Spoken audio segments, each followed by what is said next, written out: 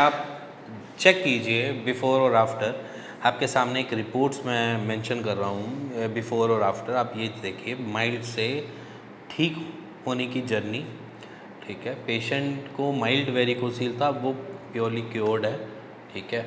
और इसी से रिलेटेड कुछ पेशेंट्स की क्वेरीज होती हैं, उनको भी हम इसी वीडियो में रिजॉल्व करेंगे। कि पेशेंट कहता है कि माइल्ड वेरिकोसील है तो अब मैं क्या करूं, क्योंकि सर्जरी वालों ने, या जिसे मैं बोलूँ कि सर्जन ने उनको मना कर दिया है कि आप अभी सर्जरी के नहीं करवाओ, अभी इसको बढ़ेगा तो सर्जरी करवाना। तो उस बीच में पेशेंट कैसे क्योर हो सकता है माइल्ड वेरिकोसील? ज़रूरी नहीं है कि माइल्ड वेरिकोसील में आपको बहुत ज़्यादा दिक्कत महसूस हो रही हो, या आपको पेन हो रहा हो, या कभी पेन हुआ हो फिर उसका नॉर्मल हो गया हो, या फिर आपको ऐसा लग रहा हो कि पेन हो रहा है, बहुत कम हो रहा है, माइल्ड पेन हो रहा है, ऐसा बहुत ज़्यादा पेन नहीं है। क्योंकि माइल्ड वेरिकोसील के पेशेंट्स को पेन ज़रूरी नहीं है मिले। उनको क्या पता एक बार ही पेन मिले, उसके बाद क्या पता वो 3 4 6 महीने तक हो भी ना। और ऐसा भी हो सकता है कि माइल्ड वेरिकोसील के पेशेंट को हल्का सा मध्यम सा पेन बना रहता है, जिसे हम डिस्कम्फर्ट कहते हैं, ना कि वो दर्द होता है। बस ये लगता रहता है कुछ है हल्का सा, जैसे कोई चीज़ जगह को दबा रहा है, बस इतना सा महसूस होता है, इससे ज़्यादा और कुछ महसूस नहीं होता।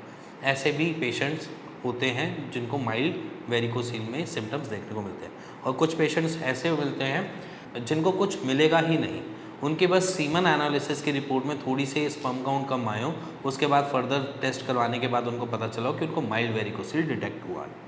तो सिंपली अगर यहाँ पर वेरिकोसील है, आया है आपको, और वेरिकोसील आपके से आप लड़ रहे हैं, तो माइल्ड वेरिकोसील को आप बहुत आराम से क्योर कर सकते हैं। सबसे पहली चीज़, आपने किसी भी डॉक्टर से कंसल्ट किया होगा, उन्होंने सबसे पहली चीज़ बोली होगी कि सपोर्टर पहनना स्टार्ट करो। मैं भी सेम वही बात बोलूँगा कि आप सपोर्टर पहनना आज से स्टार्ट कर दीजिए अगर आपको माइल्ड वेरिकोसील आया है। साइड बाय साइड मैं आपको कुछ एक्सरसाइज जो मैं ऑलरेडी बता चुका हूँ वीडियो में, आप इसी वीडियो में ऊपर देखिए कि मैंने 2 पॉजेज दिखा रखे हैं। आप इन 2 पॉजेज को घर बैठे आराम से कर सकते हैं, जिससे आपका माइल्ड वेरिकोसील की जितने भी सिम्टम्स आ रहे होंगे वो सारे सॉर्टेड हो जाएंगे। इसी के साथ यहाँ पर अब आती है बारी ट्रीटमेंट की। अगर आप माइल्ड वेरिकोसील के पेशेंट हो तो यहाँ पर ट्रीटमेंट कैसा होना चाहिए? मेरे हिसाब से आपको ट्रीटमेंट दोनों पैथी में मिलता है। ज़रूरी नहीं है कि आप सिर्फ आयुर्वेद ही भेजी जाएँ, या ऐसा भी ज़रूरी नहीं कि सिर्फ आप होम्योपैथ पे जाएँ। आपको दोनों पैथी पे मिल जाता है ट्रीटमेंट। तो आज से आप मान के चलिए कि आप ट्रीटमेंट लेना स्टार्ट कर दो, चाहे होम्योपैथ या चाहे आयुर्वेद से। उसका स्टार्ट करने के बाद विद इन में भी शायद 3 मंथ्स या 4 मंथ्स लगे, आप मे बी आप अपने वेरिकोसील से क्योर्ड हो जाओगे। और अगर आपको कुछ जानना है, समझना है, तो भी मेरे नीचे दिए हुए नंबर पे मेरे को कॉल कर सकते हैं, मेरी टीम से बात कर सकते हैं और एक राइट सॉल्यूशन ले सकते हैं। इसी के साथ वेरिकोसील को माइल्ड स्टेज से बढ़ाने की कोशिश मत कीजिएगा। मान लीजिए कि अगर आपको वेरिकोसील माइल्ड हो रहा है और आप उसको नज़रअंदाज कर रहे हैं, तो प्लीज़ ना कीजिए। वहाँ पर आप अपने आप को उस डायरेक्शन में लेके जाइए जो हम कहते हैं एज ए डॉक्टर, हम आपको बोलते हैं कि आप ये चीज़ें ना कीजिए, ये इस तरीके से रहिए, अपना लाइफस्टाइल को थोड़ा सा बेटर कीजिए, मिर्च मसालों का खाना ना खाइए, कुछ खाने में चेंजेस कीजिए।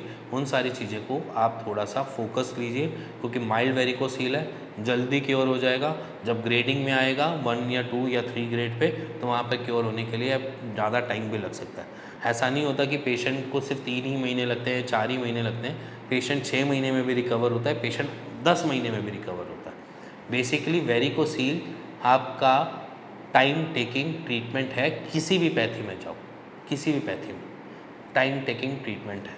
इसलिए अगर आज से आप स्टार्ट करना चाहते हैं, अपना ट्रीटमेंट स्टार्ट करना चाहते हैं, तो आप कर सकते हैं। ज़रूरी नहीं है कि आप मेरे से ही नहीं, आप अपने आसपास के किसी भी डॉक्टर से ट्रीटमेंट स्टार्ट कर सकते हैं।